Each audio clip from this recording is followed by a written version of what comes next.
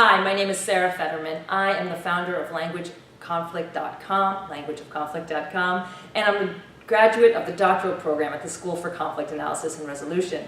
And we're having a very eerie day here in Arlington, Virginia. A lot of people kind of in shock about the election, and I know they are worldwide. We're all going through this together. And I just wanted to speak to this eerie silence and share just a couple glimmers that I think will be helpful to all of us going forward. And it comes from Bertrand Russell. Bertrand Russell was a philanthropist, he was a philosopher, he was a mathematician who really spoke out against World War I, all different wars, from World War I up to Vietnam. And someone interviewed him towards the end of his life and said, if you had just two messages to pass on to the people 1,000 years from now, what would they be? And his advice could not be more salient today. So I want to share them with you because I think two is about all we can handle right now. The first, being a mathematician, Bertrand Russell said, just focus on the facts.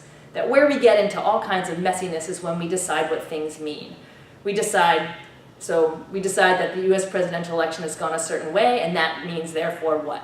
The end of democracy, the end of the Western world, or the beginning of the best period of America. People are making all kinds of meaning of this. But really, all we know today, November 9th, 2016, is that Trump won the US presidential election, and we know who won in the Senate and the House. That's all. So, the meaning making is all the discussion that we're having in the aftermath, but it doesn't necessarily mean that what will happen. There are so many different factors at play.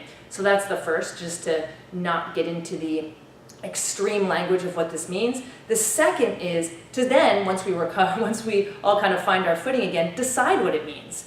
What is this going to be for us? We're going to have a big influence on what happens in the coming years. We know that we can't hand things over.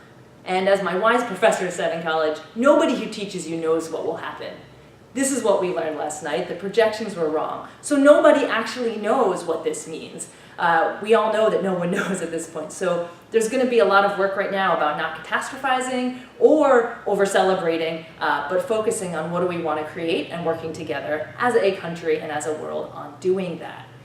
The second piece of advice Bertrand Russell gave was not intellectual, he said, but moral.